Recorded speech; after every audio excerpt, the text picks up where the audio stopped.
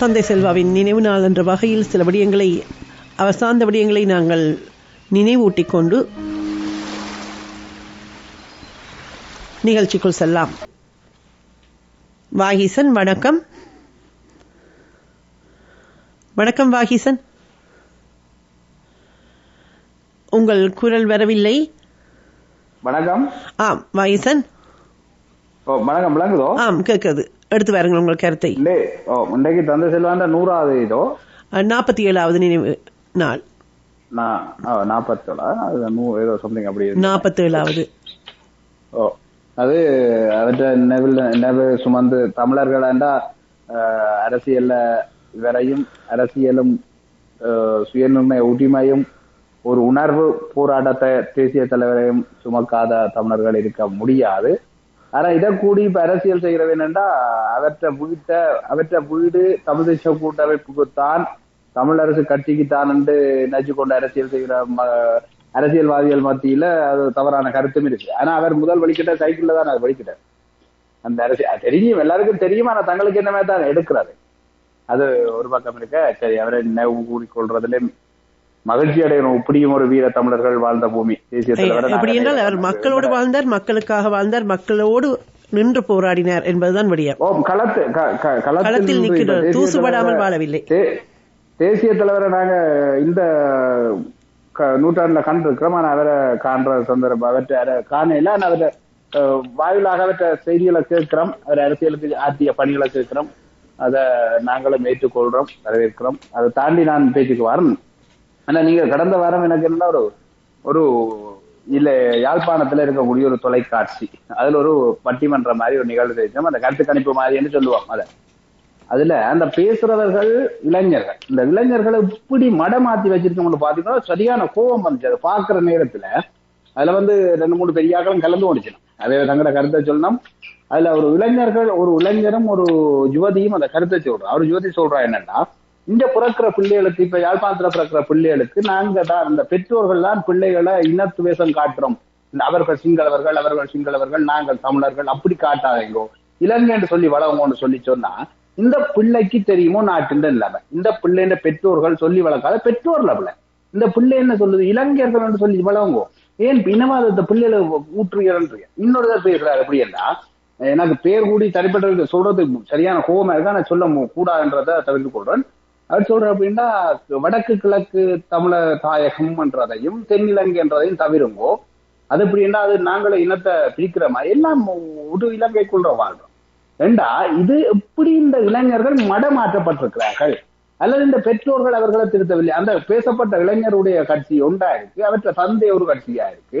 இப்படியான சரியான அந்த பாதைகள் மாற்றப்படுகின்றது. இளைஞர்களை வழிமாற்றத்துக்கு அதிகமாக இந்த தொலைக்காட்சி நிகழ்ச்சிகள் திசைதிருப்பது.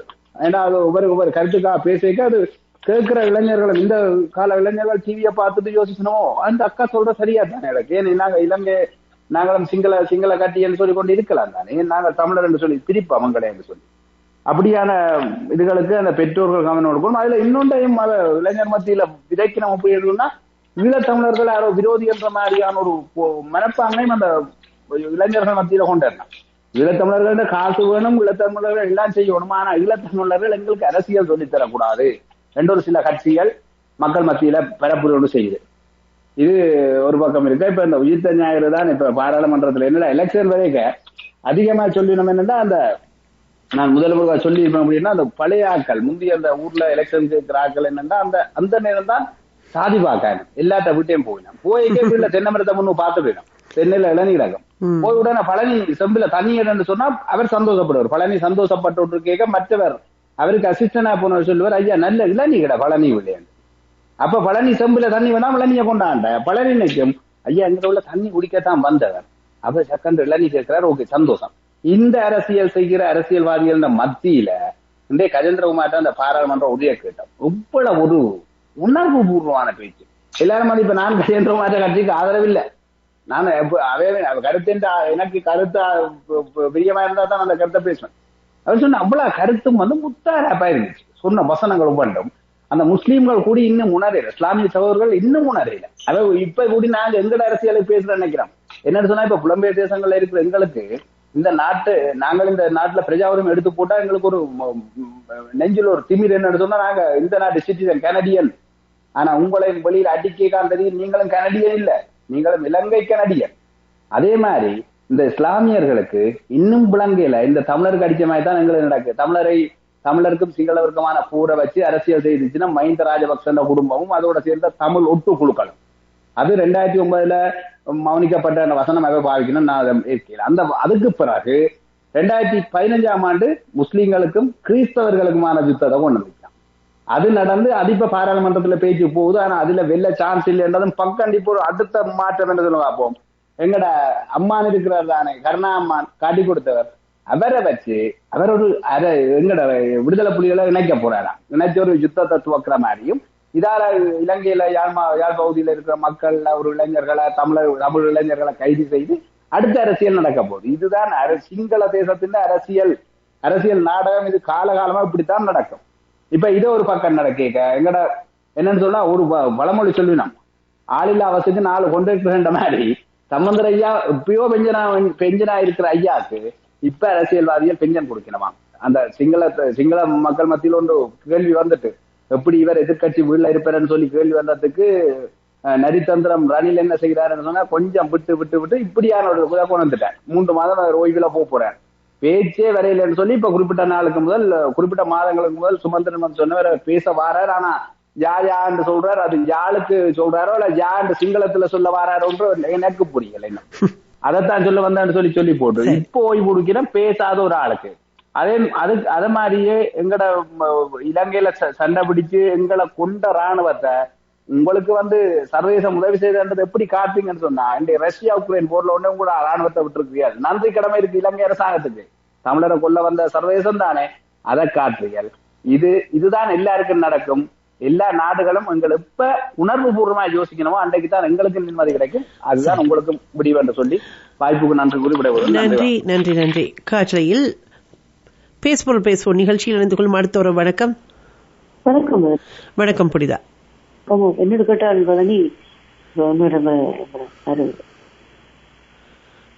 ஜெர்மன் தம்பி சொன்னபடியா அத்தனை உண்மை என்றது. அந்த நேரம் தமிழர் கட்சி தமிழருக்காக இருந்தது. இப்ப இருக்கிற தமிழர் கட்சி இருக்கிறவங்க தமிழ்நாட்டை அழிக்க வந்தாங்க. ஏன்னா இந்திய அரசோட இலங்கை அரசோடும் சேர்ந்து காட்டி கொடுத்து போராட்டத்தை அழிச்சதுதான் தமிழர் கட்சி. என்னோட கேட்டால் ஒரு அளவுக்கு மிஞ்சி ஒருத்தர் எல்லாம் போறார் என்று சொல்லியிருக்கோம். ஒரு பதவியை விலக போறோம். இந்த இலங்கை இந்தியாவில மட்டும்தான் இந்த பதவிகளை குந்தி இருந்து கொண்டு அந்த கடைசி மூச்சு போகும் வரையும் பதவியில இருக்க வேணும் என்ற ஆசை சம்பந்தருக்கு 3 மாத விடுப்பு கொடுத்திருக்குது. அவரால் உண்மையில செயற்பட முடியாது கொடுத்திருக்கு. என்னோட கடை என்ன அநியாயம் என்று பாருங்க. இடத்துக்கு எதுவுமே செய்யல. ஒட்டுமொத்தமா அந்த திருவோணமலை மண்ணையே சிங்களம் சார பார்த்து கொடுத்து போட்டு இன்னும் விடுப்பு 3 மாதம் கொடுத்து திருப்பியும் பதவியில இருக்கணும்ன்றதான சிந்தனை. இன்னும் கூட அந்த பதவியை விட்டு கொடுத்து இனத்தை இளையவர் அந்த பொறுப்பை எடுத்து வழிநடத்திட்டு விட்டுட்டு போற எண்ணம் இல்ல தானே வந்து. அடுத்தது இந்த தாயகத்துல நடக்கிற சம்பவங்கள் மிக மிக மோசமாக போய்கொண்டிருக்கின்றது. ஒரு 3 நாளுக்கு முதல் ஒரு செய்தி கேட்டிருந்தேன்.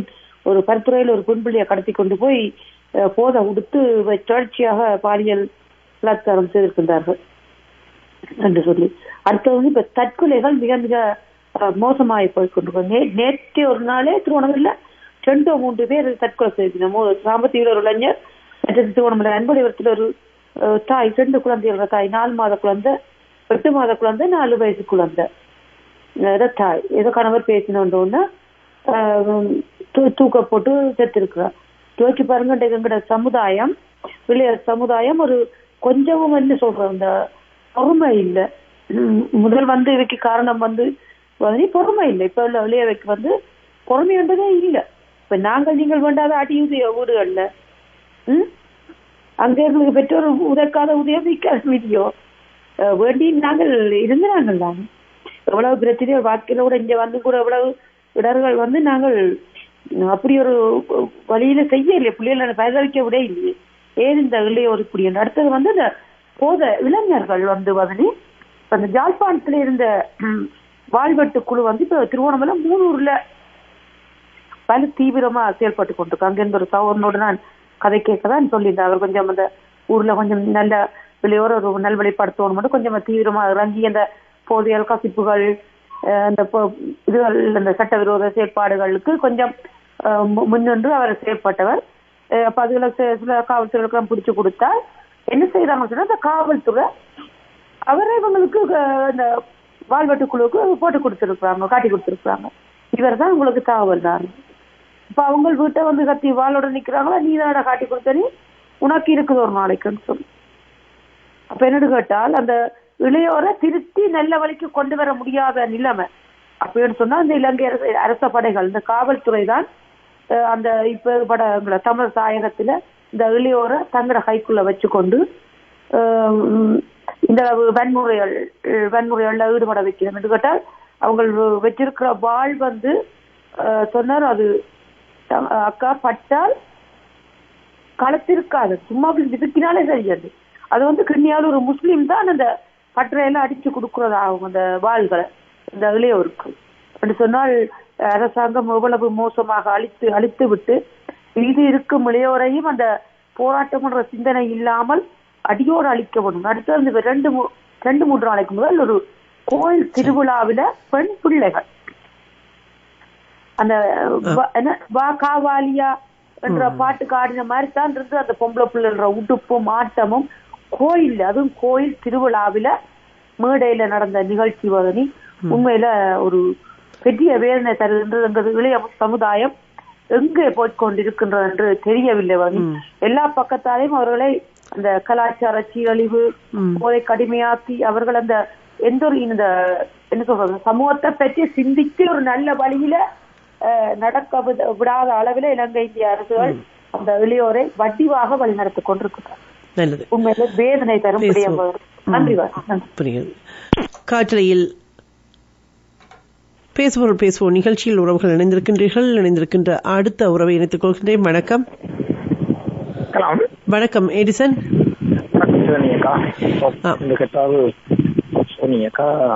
முதல் வந்து என்னுடைய தந்தை செல்வ ஐயா அவர்களுடைய நினைவு தினம் நீங்கள் அவருக்கு நினைவு தினத்தை தெரிவித்துக் கொண்டார் என்று ஒவ்வொரு தமிழர்களும் வந்து திருச்சி தெரிஞ்ச காலத்திலிருந்து அவருடைய கொள்கையும் கோட்பாடுகள் இலக்கு தொலைநோக்கு சிந்தனையை வந்து இன்னுமே பார்க்க முடியாது. அதே வழியில் மக்கள் மயப்படுத்தப்பட்ட ஒரு போராட்டத்தை தொடங்கின தமிழோட விடுதலை புலிகள் வழியிலே இன்றும் ஒவ்வொரு தமிழர்களுக்கும் இந்த வரலாறுகள் வந்து தொடர்ந்து கடத்தப்பட்டு இருக்கணும் தமிழ் தேசிய வானொலியால் கேட்டுக்கொண்டும் என்று கேட்டால் இன்றைக்கு வந்து ஒரு பொறுப்பு கூறுவதுன்றது வந்து உண்மைத்தன்மை வெளிப்படத்தன்மை என்றது வந்து மீறி அது ஒரு இனிகின்ற முக்கியமான விடயமாகத்தான் பெண் பாதுகாக்கப்படுகின்றது என்று இன்றைக்கு நாங்கள் ஒரு எந்த விடயத்தை எந்த ஒரு தனிநபர் செய்ய ஒரு நபர் மேல செய்யக்கு வந்து அது அந்த விடயம் வந்து அவசியம் செய்ய வேண்டியிருக்கிறது என்று கேட்டால் இது வந்து ஒரு மக்களுக்காண்டி செய்கின்ற ஒரு மக்கள் மயப்படுத்தப்பட்ட பணியா இருக்கின்றது. அப்ப இதுல வந்து ஒரு சிலர் வந்து தங்களுடைய சில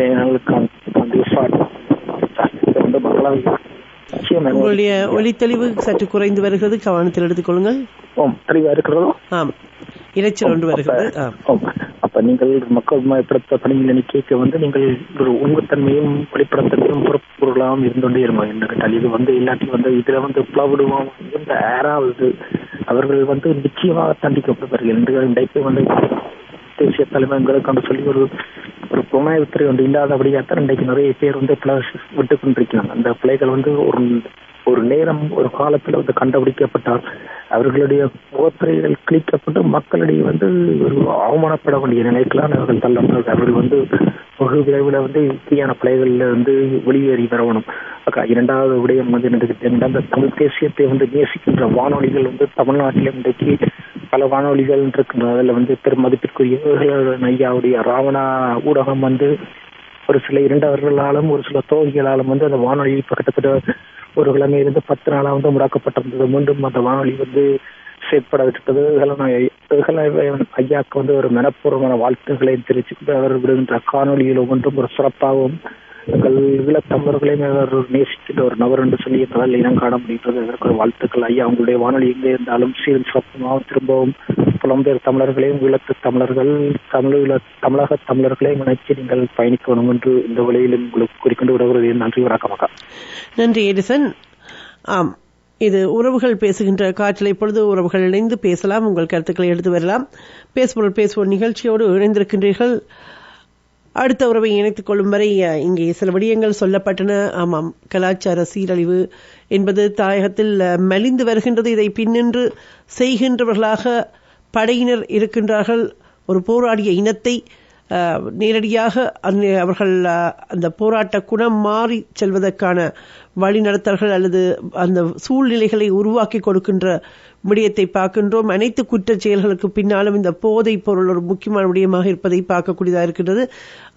ஒரு அறம் சார்ந்த போராட்ட குணத்தை வளர்த்து கொண்டு வந்த தமிழ விடுதலை போராட்டம் அத்தகைய ஒரு பக்குவ நிலைக்கு கொண்டு வந்திருந்தது. இன்று பல இளைஞர்கள் இந்த போதைக்கு அடிமையாகி இருப்பதையும்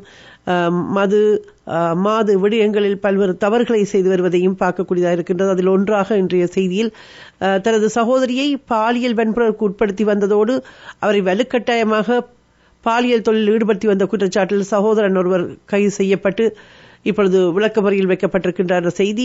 யாழ்ப்பாணம் நகர பகுதியை அண்டிய ஒரு கிராமத்தைச் சேர்ந்த 34 வயதுடைய பெண் ஒருவர் தன்னுடைய பெற்றோர் உயிரிழந்த நிலையில் சகோதரியுடன் வடமராட்சி கிழக்கு பகுதியில் உள்ள ஆதரவற்றோர் இல்லத்தில் வசித்து வந்திருக்கின்றார். இந்த நிலையில் கடந்த டிசம்பர் மாதம் பெண்ணின் சகோதரி உயிரிழந்திருக்கின்றார். அதனை அடுத்து இல்லத்தில் வசித்து வந்த சகோதரியை யாழ் நகர் பகுதியை அண்டிய பிரதேசத்தில் வாழும் சகோதரன் தன்னோடு அழைத்து வந்து தங்க வைத்திருக்கின்றார். இந்த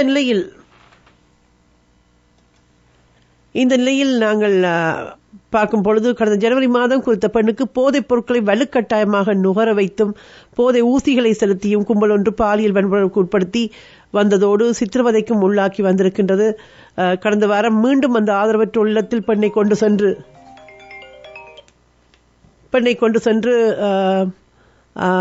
அந்த சகோதரன் சேர்த்திருக்கின்றார். இல்லத்தில் பெண்ணின் நடவடிக்கையில் மாற்றம் தென்பட்டதோடு உடலில் காயங்கள் காணப்பட்டமையால் நிர்வாகத்தினரால் பருத்தித்துறை ஆதார வைத்தியசாலையில் பெண்ணை சிகிச்சைக்காக அனுமதித்திருக்கின்றார்கள். வைத்திய சிகிச்சையின் போதே பெண் தனக்கு இந்த கொடுமைகளை விவரித்திருக்கின்றார். அதனை அடுத்து அந்த சட்ட வைத்திய அதிகாரியினால் முன்னெடுக்கப்பட்ட மருத்துவ பரிசோதனையின் போது அந்த பெண் பாலியல் வன்புணர்வுக்கு உட்படுத்தப்பட்டுள்ளமையும் பெண்ணை அடித்து துன்புறுத்தி சித்திரவதைக்கு உள்ளாக்கியமைக்கான காயங்கள் உடலில் காணப்பட்டுள்ளதோடு இது உறுதிப்படுத்தப்பட்டிருக்கின்றது. இந்த சம்பவம் தொடர்பில் ஆரம்ப விசாரணைகளை முன்னெடுத்த பருத்தித்துறை காவல்துறையினர் குற்றம் நடைபெற்ற பிரதேசம் யாழ்ப்பாண தலைமை போலீஸ் நிலைய பிரிவுக்கு உட்பட்டது என்றதன் அடிப்படையில் யாழ்ப்பாண போலீசாருக்கு தகவல் அளிக்கப்பட்டதை அடுத்து யாழ்ப்பாண போலீசார் விசாரணைகளை முன்னெடுத்து வருவதாக கூறப்படுகின்றது. இந்த போதை விடயங்கள் விடுதலை புலிகளுடைய காலத்தில் இல்லை, இப்பொழுது இருக்கின்றது பரவலாக.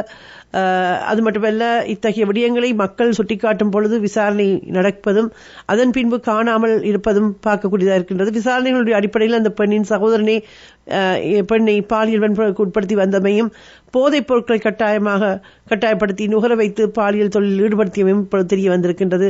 இதுபோல பல சம்பவங்கள். இப்பொழுது இதில் அந்த சகோதரன் கைது செய்யப்பட்டிருக்கின்றார். யாழ் நீதிமன்றம் நேற்று முற்படுத்திய வேளை அவரை விளக்கமறியல் வைக்க நீதிமன்றம் உத்தரவிட்டிருக்கின்றது. அதேவேளை பெண்ணை பாலியல் வன்புணர்வுக்கு உட்படுத்தியவர்கள் 8 பேரை அடையாளம் கண்டுள்ளதாகவும் அவர்களை கைது செய்வதற்கு நடவடிக்கைகளை முன்னெடுத்து உள்ளதாகவும் சொல்லப்படுகின்றது.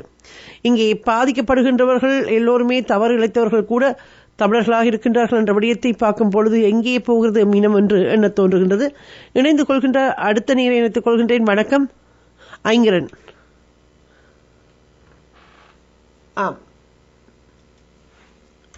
காற்றலையில் உறவுகள் இணைந்து கொள்கின்ற பேசுவோம் நிகழ்ச்சியில் இணைந்திருக்கின்றீர்கள்.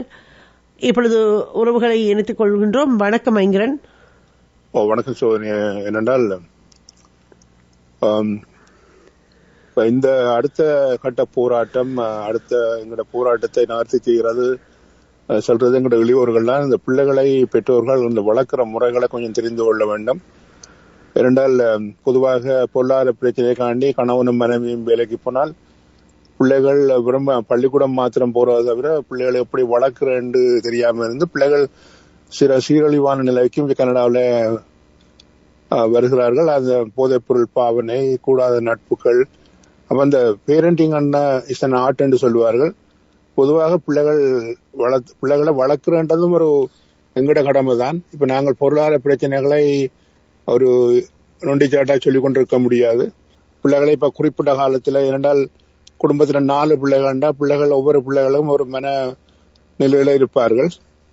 நாங்கள் பிள்ளைகளை எப்படியும் அந்த ஊக்கப்படுத்தி அவருடைய அந்த திறனை சின்ன வயதிலேயே நாங்கள் வெளிக்கொண்டு வந்தால் பிள்ளைகள் வெற்றி என்ற உச்சத்தை அடைவார்கள். இல்லாட்டி பிள்ளைகள் சறுக்கக்கூடிய வாய்ப்புகள் இருக்கின்றன. அதை கவனித்துக் கொள்ளணும். ஏனென்றா இந்த நாட்டில் நிறைய விடயங்கள் உளவியல் ரீதியாக ஆராய்ந்து வைத்தியர்கள் தெரிவித்திருக்கிறார்கள். இப்போ பிள்ளைகள் ஏவுகணைகள் மாறித்தான். சரியான பதிவுகளை போய் வைத்தால் அது ஏவுகணை போற இடத்தை போய் அடையும், இல்லாட்டி தவறான இடத்துக்கு போவோம், இல்லாட்டி திரும்ப வந்து எங்களையே தாக்கும். அதை நாங்கள் கவனித்துக் கொள்ள வேண்டும்.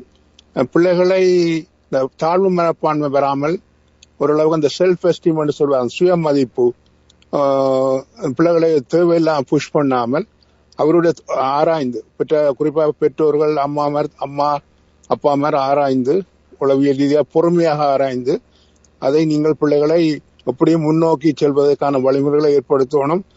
தோல்வி அடைந்தால் அந்த தோல்வியிலிருந்து எப்படி பவுன்ஸ் பேக், அது எப்படி திரும்ப வரணும் என்று பிள்ளைகள் எடுத்து சொல்லணும். தோல்வி அடைஞ்சா முடிஞ்சது, உனக்கு ஒன்றும் தெரியாண்டு மட்டம் தட்டக்கூடாது. நிறைய பெற்றோர்கள் மனநோயாளிகள் மாதிரி மற்றவனுக்கான நீங்க வாழ்ந்தோன்னு இருக்கிறீர்கள். பிள்ளைகள் அது கூட பிள்ளைகள் உங்களோட உள்ள புத்திசாலித்தனம் முட்டாள்தனம் எல்லாம் பிள்ளைகள் இருக்கும். அதை நாங்கள் பிள்ளைகளை எப்படி மேல கொண்டு வரணும்னு பார்க்கணும். பொறுமை தான் இதுல முக்கியம். அந்த பொறுமை இல்லாமல் எங்கட பிரச்சனைகளை பிள்ளைகளுக்கு அழுத்தினால் பிள்ளைகளோட வாழ்க்கை கட்டுப்போடும். பிள்ளைகள் பொறியியலாளராகவோ வைத்தியராகவோ வரலாம், ஆனா வாழ்க்கையில நிம்மதி இல்லாம பிள்ளைகள் போய் தவறான வழி போறதுக்கு பெற்றோர்கள் காரணமா இருக்கிறீர்கள். அதை சரியாக ஆராய்ந்து செய்ய வேண்டும். ஏனென்றால் பிள்ளைகள்லாம் எங்களுடைய அடுத்த போராட்டத்தை நகர்த்தி செல்பவர்கள். இந்த நாடுன்றது லேண்ட் ஆஃப் ஆப்பர்ச்சுனிட்டிஸ் என்று சொல்றோம், வாய்ப்புகள் நிறைந்த நாடுகள். இதை அவர்கள் சரியாக பயன்படுத்தணும்னா சரியாக பிள்ளைகள் வளர்க்கப்பட வேண்டும். அதை கவனித்துக் கொள்ள வேண்டும். சிவனி ஆரம்ப காலத்தில் தமிழ் தலைவர்கள் மாதிரி விட்ட பிள்ளைகள் தான் இன்றைக்கு வந்து சிங்களவன் இந்த வேலைக்கு ஒரு ஆவணப்படுத்தல் இருக்கு. ஒன்றுமே எங்கட போராட்டத்தில் அவர்கள் செய்யவில்லை. திரு செல்வநாயகம் கூட 1965ஆம் ஆண்டு டக்லிஸ் ஒப்பந்தம் கிழித்திருந்தப்போ ஐக்கிய தேசிய கட்சியோட கூட்டி சேர்ந்து காங்கிரஸ் வெற்றி பெற்றவர். திராவிட முன்னேற்ற கழகத்தின் நடவடிக்கை இவர்கள் செய்தது. வினி என்றாலும் நல்லொரு சரியான தலைமை வரணும். தமிழகம் இந்திய தேர்தல் முடிவுகள் பல குழப்பங்கள்ல நடைபெற்று கொண்டிருக்கிறது. எங்களுக்கான தேர்தல் முடிவுகள் எங்களுக்கு சார்பா வருமோன்ற கேள்வியா இருக்கு. எப்படின்னாலும் தொடர்ச்சியாக நாங்கள் போராட வேண்டும், அதுக்கு தயாரா இருக்க வேண்டும். மற்றது எங்களுடைய முதல் கடமை அங்குள்ள மக்களுக்கு ஒரு நம்பிக்கை ஊட்டக்கூடியதாக அடிப்படை வசதிகள் செய்யக்கூடிய பொருளாதார வசதிகளை செய்யணும். இங்க அதாவது சமூகம் சார்ந்த கோயில்களை தவிர்த்து தேவையில்லா கோயில்களை கொண்டே கொட்டாதீங்க. கடவுள் வரமாட்டார். எங்கட செய்கை மூலம் தான் நான் கடவுளை அறிய முடியும். இது என்னுடைய தனிப்பட்ட கருத்து. அது கோயிலா இருந்தாலும் சரி, தேவாலயம் இருந்தாலும் சரி, பள்ளிவாசலா இருந்தாலும் சரி. சோ அதான் என்னுடைய கருத்து. மீண்டும் சந்திப்போம். நன்றி. பல கருத்துக்களை இங்கே சொல்லியிருக்கின்றார் ஐங்கரன். அதே ஒருவர்களுடைய கருத்துக்களை எடுத்து வருகின்ற பேசுவோம் நிகழ்ச்சியோடு இணைந்திருக்கின்றோம். ஒருவர்களை நீங்களும் அழைக்கலாம். இந்த இடத்தில் டாட்லி செல்வா ஒப்பந்தம் பற்றியும் சொல்லியிருந்தார். 1956ஆம் ஆண்டு பிரதமராக பதவிக்கு வந்த SWRD பண்டாரநாயக்கா ஜூன் மாதம் 15ஆம் தேதி சிங்களம் மட்டும் சட்டத்தை பாராளுமன்றத்தில் நிறைவேற்றினார். அந்த சட்டத்துக்கு எதிராக தந்தை செல்வா காலிமுகத்திலே சத்தியாகிரக போராட்டத்தை மேற்கொண்டார். அந்த சாத்வீக போராட்டத்துக்கு எதிராக அரசாங்கத்தால் அடக்குமுறைகள் கட்டவிழ்த்து விடப்பட்டன. 1957 சிங்கள ஸ்ரீயை வாகனங்கள் பொறிக்கின்ற நடவடிக்கைக்கு எதிராக தமிழ் பகுதியிலெங்கும் தந்தை செல்வா அவர்களது தலைமையிலே போராட்டங்கள் இடம்பெற்றன. அந்த போராட்டத்தின் போது தந்தை செல்வா தண்டனையை பெற்று ஒரு வார காலம் மட்டக்களப்பு சிறைச்சாலையில் சிறை வாழ்ந்தார் என்பதும் குறிப்பிடத்தக்கது. எனவே இவற்றோடு இங்கே ஐங்கரன் சொன்னது போல டாட்லி செல்வா ஒப்பந்தங்கள் யாவும் கிழித்தறியப்பட்டது சிங்கள ஆட்சியாளர்களால் என்பதுதான் உண்மை. தந்தை செல்வாவோடு ஒரு ஒப்பந்தத்தினை செய்ய பண்டாரநாயக்கா முன்வந்தார்.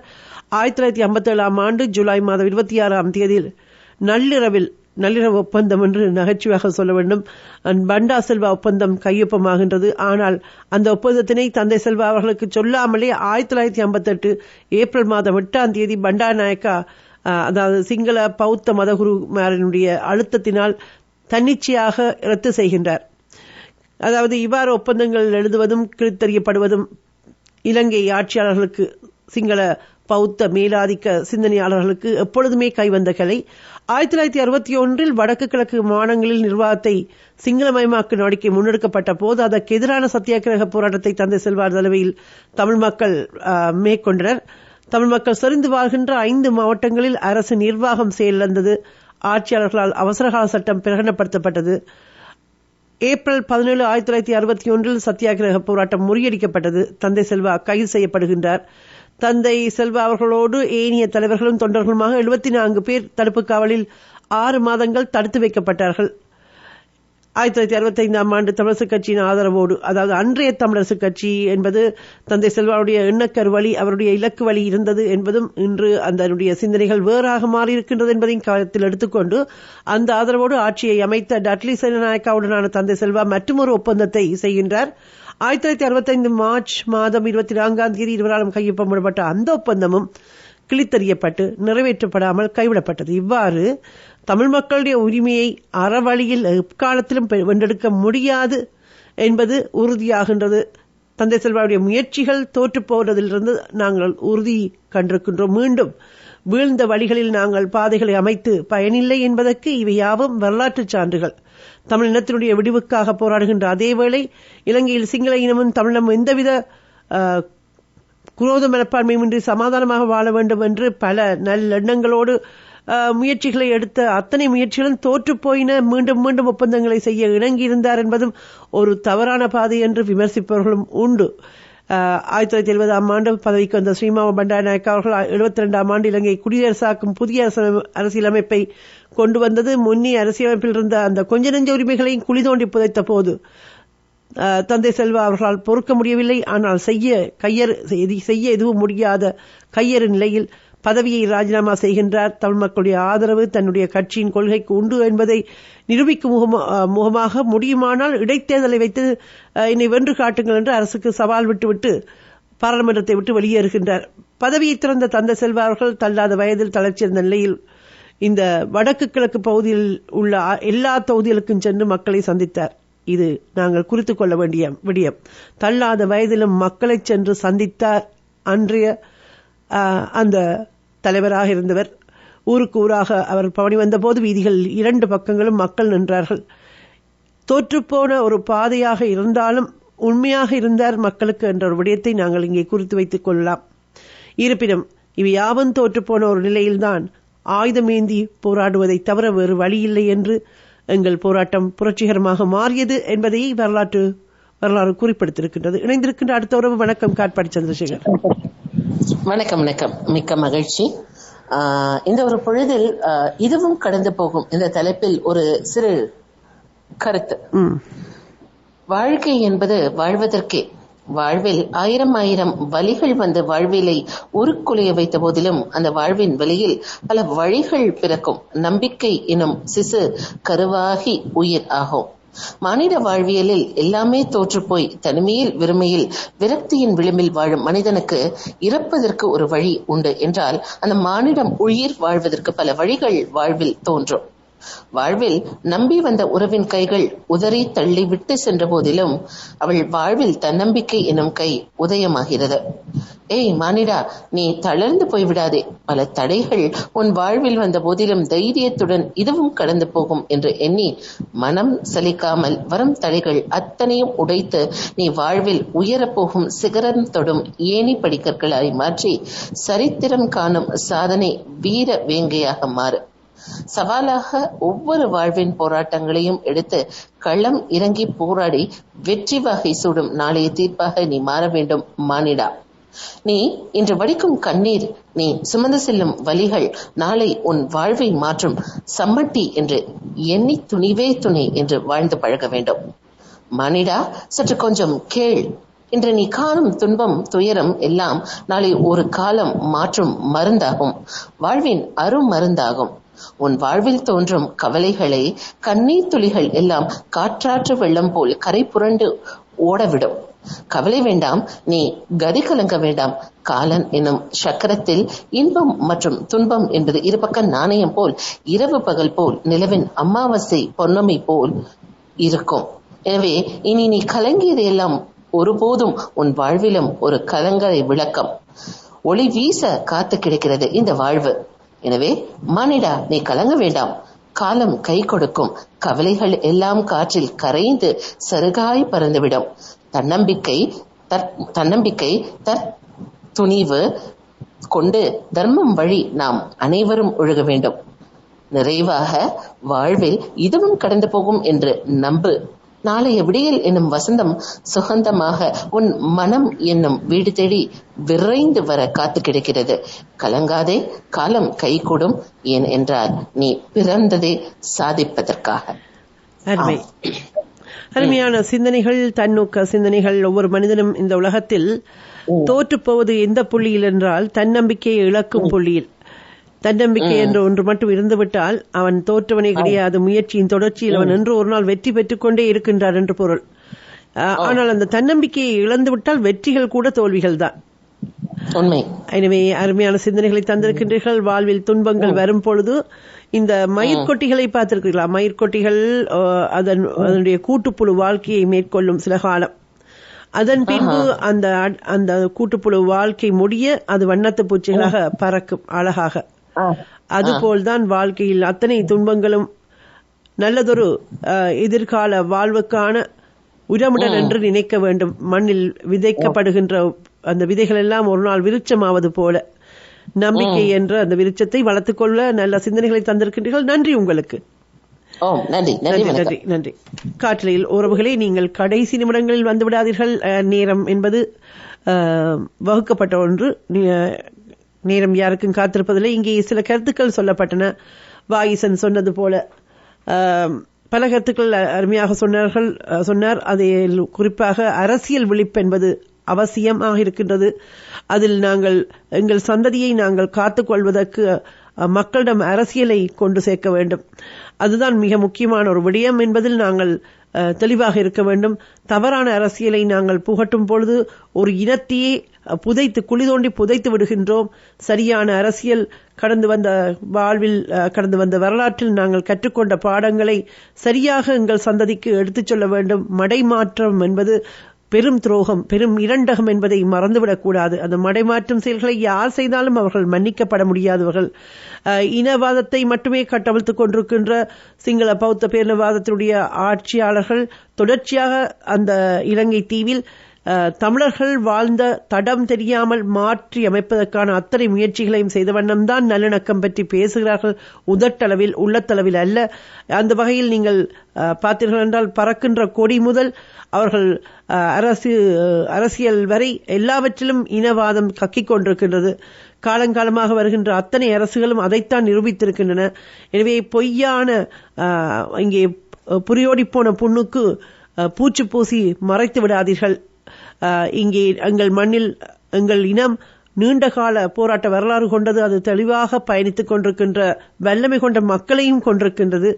அவர்களை சிதைத்துவிட்டு இந்த போதைக்கும் மற்றும் கலாச்சார சீரழிவுகளையும் கையில் எடுத்திருக்கின்றவர்கள் இப்பொழுது எல்லாமே நன்றாக இருக்கின்றது என்று சொல்கின்ற அந்த போலி முலாமடலில் எங்கள் இனத்தை குழி தோண்டி புதைப்பது ஒருபுறம், சூழ்ச்சியாக புற சக்திகளுடைய தூண்டுதலால் போராடுகின்ற மக்களை குழி தோண்டி புதைக்கின்றவர்கள் இன்னொரு புறமாக எங்கள் வரலாற்றை சிதைத்து விடாதீர்கள். எங்கள் இனத்தை வாழ விடுங்கள். நாங்கள் கேட்பது எங்கள் மண்ணையும் எங்கள் மக்களின் வாழ்வுரிமையையும் மட்டுமே. இந்த இனம் வாழ வேண்டும், மீண்டெழ வேண்டும் என்பது மட்டும்தான்.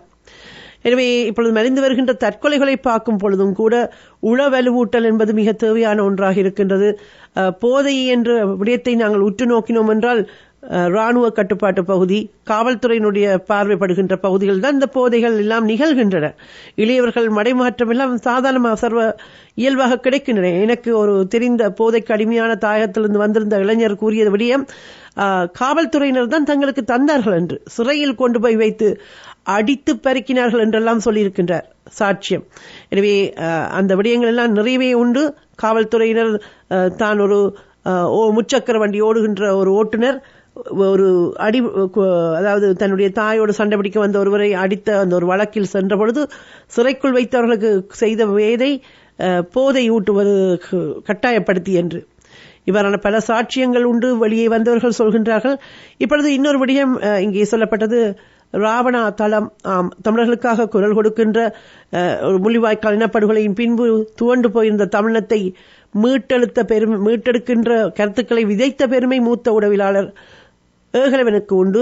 அவருடைய வலிமையான கருத்துக்கள் தமிழ மக்களுக்கு நம்பிக்கை கொடுத்தன, தமிழக மக்களுக்கு உண்மையை கொடுத்தன. இன்று வரை அந்த உழைப்பு என்பது மிக சாட்சியங்கள் அடிப்படையில் ஒரு சான்றுகளை பகன்று கொண்டு உண்மைகளை எடுத்துச் சொல்கின்ற திறன் அவருக்கு உண்டு. அந்த வகையில் அவருடைய உழைப்பு என்பது மிக உச்சமானதாகவே பார்க்கப்பட வேண்டும். தமிழ் தேசியத்தினுடைய எழுச்சிக்கு அவருடைய உழைப்பு தேவை.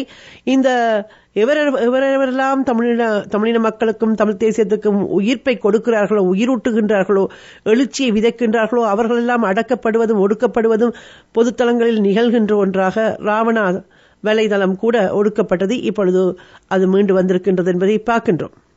ஐங்கரன் சொன்ன அந்த பிள்ளை வளர்ப்பு விடயம் மற்றும் பல்வேறு விடயங்கள். இன்னொரு விடயத்தை ஐங்கரன் அழகாக சொன்னார். பெற்றோர்களுக்கான ஒரு கருத்து ஊட்டல், நீங்கள் காண்கின்ற கனவுகளை உங்கள் பிள்ளைகளுக்குள் திணிக்காதீர்கள். அந்த பிள்ளைகளை இயல்பாக வாழ விடுங்கள். நல்லவற்றை எடுத்துச் சொல்லுங்கள். நல்லதை அது பூமராங் என்று சொல்வார்கள். அதுபோல்தான் அது மீண்டு வரும் வளரி. அதுபோல்தான் நாங்கள் எதை விதைக்கின்றோமோ அதுதான் முளைக்கும். எதை நாங்கள் கொடுக்கின்றோமோ அந்த வழியில் சிந்திப்பார்கள். அவர்களுக்கான கருவிகளாக சிந்தனை என்ற அறிவை கொடுங்கள். எங்கள் பெற்றோர்கள் எங்களுக்கு எதை செய்தார்கள் என்றால் அவர்கள் எங்களுக்கான சிந்தனைகளை தான் ஊட்டி வளர்த்தார்கள். அதிலிருந்து தான் நாங்கள் சிந்திக்க கற்றுக்கொண்டோம். எந்த சூழலிலும் எந்த ஒரு சிக்கலுமே வராத ஒரு சூழலை அவர்களுக்கு கொடுப்பதை விட எந்த சிக்கல் வந்தாலும் அவர்கள் போராடி சரியானவற்றை தெரிவு செய்கின்ற பகுத்தறிவு சிந்தனையை அவர்கள் பெற்றுக்கொள்வதற்கான வழிவகைகளை காட்டிக் கொடுங்கள் என்ற விடயம் மிக மிக முக்கியமானது. அவர்களை இயல்பாக வளரவிடுங்கள். அவர்களை நீங்கள் நினைத்தது போல், நீங்கள் நினைத்த பாத்திரத்துக்குள் வார்த்துக் கொள்கின்ற தண்ணீர் போல் ஆக்கிவிடாதீர்கள். அவர்கள் இயற்கையானவர்கள். ஒவ்வொரு பிள்ளைகளும் அவர்கள் சாதிக்க வேண்டுமென்றால் அவர்களுடைய இயல்திறன்களை அறிந்து அவர்களை ஊக்குவிக்க வேண்டும். அடுத்து இங்கே வாகிசன் சொல்லியிருந்தார், பாராளுமன்றத்தில்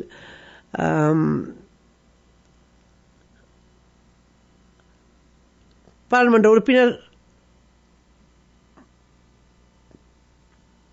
செல்வராஜா கஜேந்திரன் அவர்கள் ஆற்றிய உரை பற்றி அதிலிருந்து ஒரு பகுதியை வெறும் விவாதம் வாய்ச்சவடால் மட்டும் நடைபெறுகிறது சொன்னால் இன்று இருப்பவர்களுக்கும் அந்த தாக்குதலுக்கு தொடர்பு இருக்கிறது. ஆகவே அரசுதான் இந்த தாக்குதலை நடத்தி இருக்கிறது. நான் உறுதியாக கூறுகிறேன், அது சஜித் பிரேமதாசாவாக இருக்கலாம், அனுரகுமார திசாநாயக்கவாக இருக்கலாம். இவர்கள் கூட ஒரு பொழுதும் இந்த விசாரணையை நடத்த மாட்டார்கள். ஏனென்றால் இவர்களுடைய நிலைப்பாடும் இலங்கை ஒரு சிங்கள பௌத்த ஒற்றியாட்சி கொண்ட நாடாக இருக்க வேண்டும் என்பது. உங்களுடைய ராணுவத்தினர் எங்கள் மீது இனப்படுகொலையை புரிந்தவர்கள், நீங்கள் கொடுத்த சம்பளத்திற்காக எங்கள் மீது இந்த நாட்டினுடைய மக்கள் என்று கூட சிந்திக்காமல் ஈவிரக்கம் இல்லாமல் வடகிழக்கிலே எங்களுடைய பெண்களை பாலியல் வல்லுறவுக்குள்ளாக்கியவர்கள், படுகொலைகளை செய்தவர்கள், கோடானு கோடி சொத்துக்களை அளித்தவர்கள் இன்று வெட்கங்கட்ட நிலைமை ரஷ்யாவிலும் உக்ரைனிலும் கூலிக்காக மாரடித்துக் கொண்டிருக்கிறார்கள். ஒட்டியாட்சி முறைமையை நீங்கள் ஒழிக்க வேண்டும்.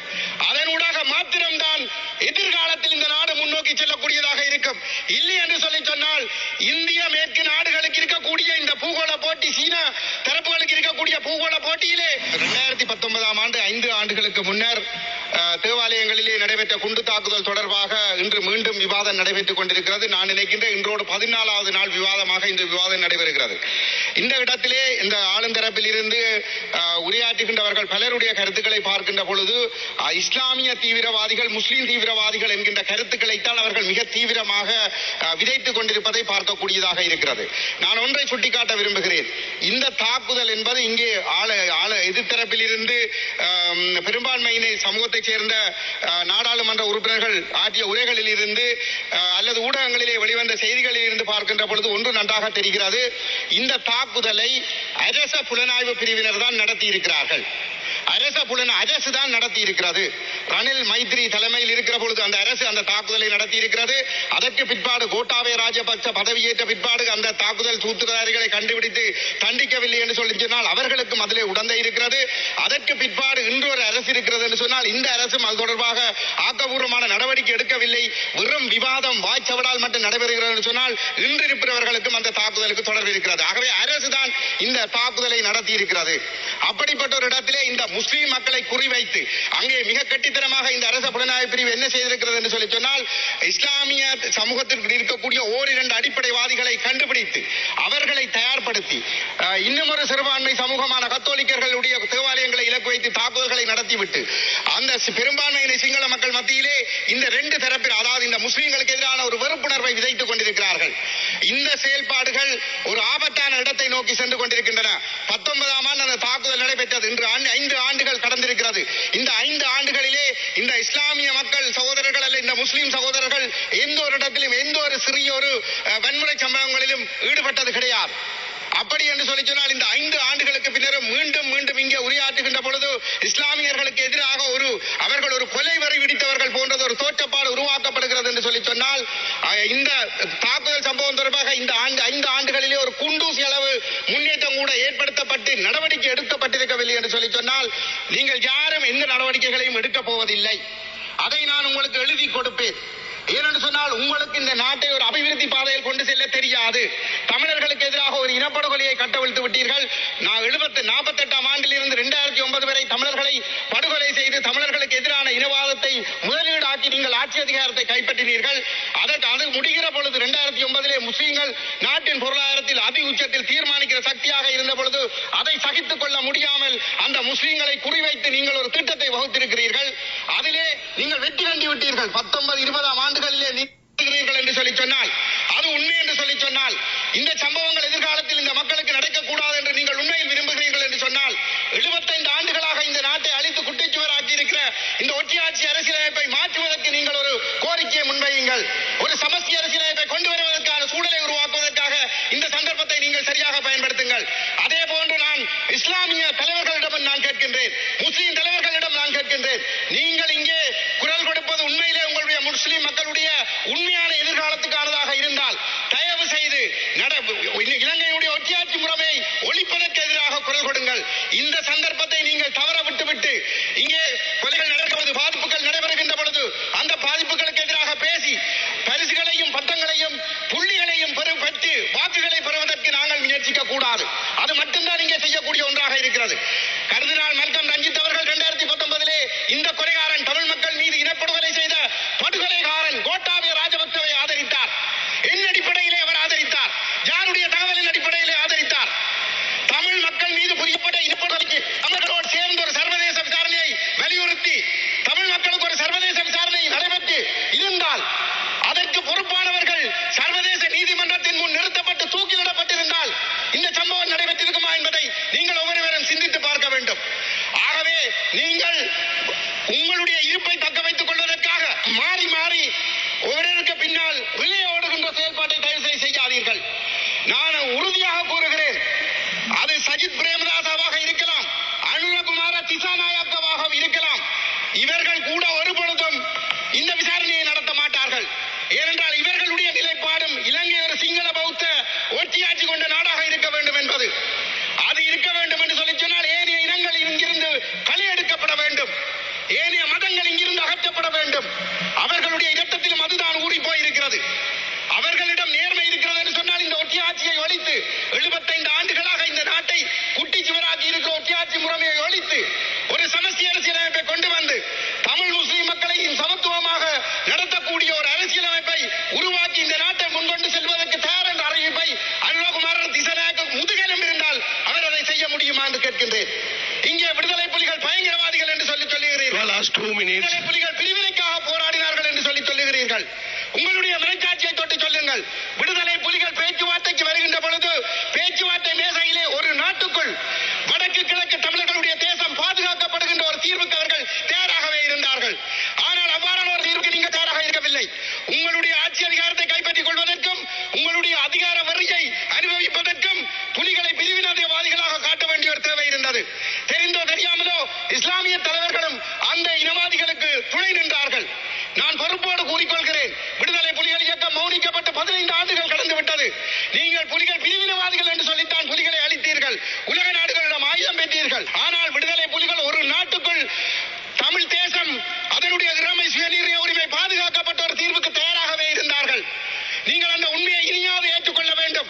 இந்த நாடு முன்னோக்கி செல்ல வேண்டுமாக இருந்தால் தமிழர்களை அரவணைப்பதற்கு நீங்கள் முன்வர வேண்டும், முஸ்லிம் மக்களை அரவணைப்பதற்கு நீங்கள் முன்வர வேண்டும். அதை நீங்கள் நடைமுறையில் செய்ய வேண்டுமாக இருந்தால் ஒற்றையாட்சி முறைமையை நீங்கள் ஒழிக்க வேண்டும். அதனூடாக மாத்திரம்தான் எதிர்காலத்தில் இந்த நாடு முன்னோக்கி செல்லக்கூடியதாக இருக்கும். இல்லை என்று சொல்லி சொன்னால் இந்திய மேற்கு நாடுகளுக்கு இருக்கக்கூடிய இந்த பூகோள போட்டி, சீனா தரப்புகளுக்கு இருக்கக்கூடிய பூகோள போட்டியிலே இந்தியாவுக்கும் மேற்குக்கும் குடைபிடிப்பவர் ஒரு காலத்தில் ஜனாதிபதியாகவும்